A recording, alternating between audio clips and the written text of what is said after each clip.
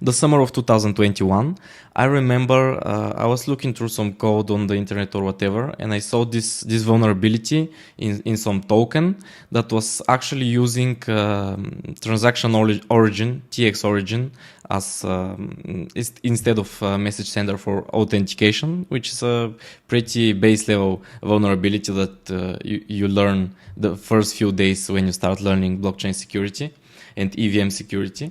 And I noticed this, and I actually reported it on Immunify, and this was 1 year ago. And the report got lost. They answered in a month, after a month, that it actually was a duplicate or whatever. They knew the issue and didn't pay anything. So this was all I did related to security up until maybe May of this year, so 2022. Between this period, I actually at Nexo, I actually started working a second job there, a second position where I was a blockchain developer, but doing mostly Node.js stuff, integrating with the big DeFi protocols like Aave Compound, so some DeFi stuff, getting some metrics or whatever.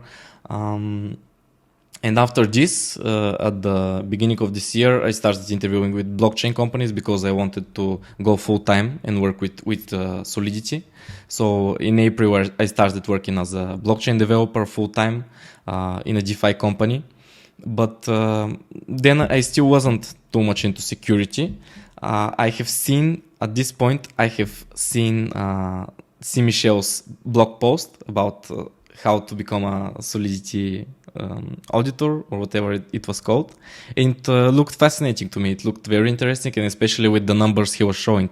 They were like crazy numbers. I mean, his rate was like almost $1,000 an hour or whatever. Yeah, I think even $2,000 per hour. It's insane. Yes. Something insane, and I was really interested into this because it was pretty fun also.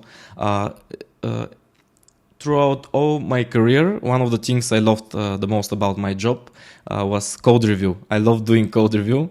I was a bit pedantic about it. I mean, I got into the big details, into the details of other people's code, which made them mad sometimes. But yeah, I was this guy with the code reviews. So security and auditing in Web3 is like code review on steroids, and it fits me. It fits me pretty well. I like it. But yeah, up until I started my job in April, I haven't done anything security related. And then I started developing with Solidity, and I understood that I need at least some security skills to be a good developer, because otherwise you get hacked and you will look very bad.